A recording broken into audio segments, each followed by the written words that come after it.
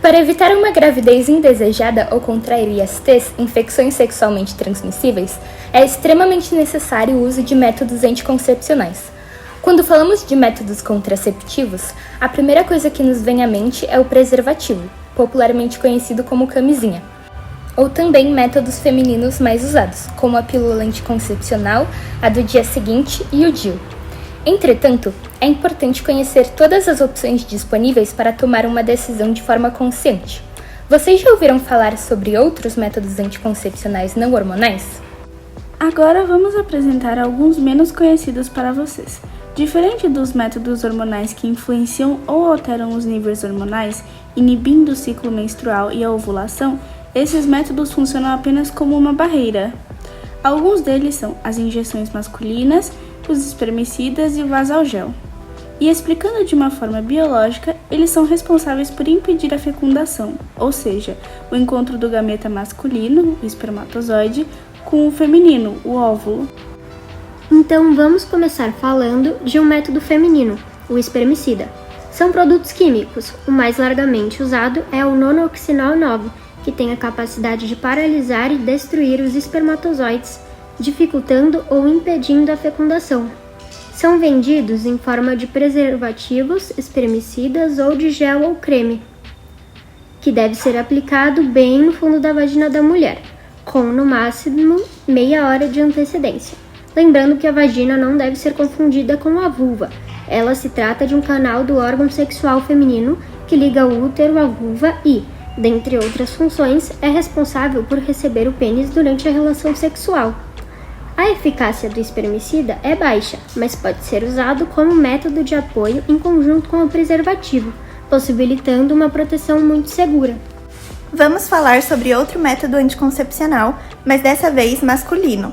Normalmente lembramos do preservativo e da vasectomia, mas sabia que já existem outras injeções anticoncepcionais masculinas sendo desenvolvidas?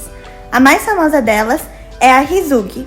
Ela é injetada próxima ao ducto deferente, que é o canal responsável por levar os espermatozoides do testículo até a uretra, de onde segue o meio externo. Então, a injeção é responsável por revestir suas paredes internas e polimerar-se, tornando os ductos parcialmente ou totalmente bloqueados, o que impede o transporte de espermatozoides durante o ato sexual. Além disso, as moléculas grandes da substância conseguem destruir a membrana plasmática de alguns espermatozoides, matando eles. A eficácia é alta, 97%, e dura entre 10 a 15 anos. Porém, a injeção ainda está em fase de aprovação para ser lançada no mercado. E por último, outro método contraceptivo masculino é o vasalgel, que é injetado e funciona da mesma forma que a injeção. Porém, não tem efeitos espermicidas, serve apenas como um tampão impenetrável aos espermatozoides. A cirurgia é rápida e em testes e pesquisas feitas, teve uma boa eficácia com animais, mas ainda são necessários mais testes para que sejam liberados para a população. Sobre a disponibilidade para adolescentes, o vasalgel e a injeção masculina não estão disponíveis para nenhum público, pois estão em fase de teste ou em espera para serem aprovados pelos países. A disponibilidade para adolescentes não seria viável mesmo se fossem aceitas, já que são cirurgias. A lei presente na Constituição Federal Brasileira determina que a esterilização voluntária só é concedida se o homem possui mais de 25 anos e 2 filhos vivos. Essa lei se aplica à cirurgia de vasectomia, mas caso o vasalgel e a injeção estivessem disponíveis, a lei também impediria esse processo para adolescentes. Os espermicidas, no entanto, estão no mercado. Por exemplo, as camisinhas Preserve e Blowtex e os géis Caia Gel e Contragel, que podem ser encontrados em farmácias. Escolher usar um método contraceptivo é uma decisão que deve ser tomada com cuidado, por isso é necessário analisar as vantagens e desvantagens de cada um. Sobre os espermicidas, podemos dizer que suas vantagens são baixo custo, fácil obtenção, fácil aplicação, não possui ação hormonal e não é permanente, deve ser aplicado a cada relação sexual. Fácil aceitação. Na mulher pode causar irritação vaginal e é associado também com o uso de anéis vaginais e diafragma. Já suas desvantagens são: sua eficácia sozinho é baixa, precisa de um controle de datas da aplicação e existe risco de alergias, infecções e irritação. As vantagens e desvantagens da injeção e do vasalgel são parecidas.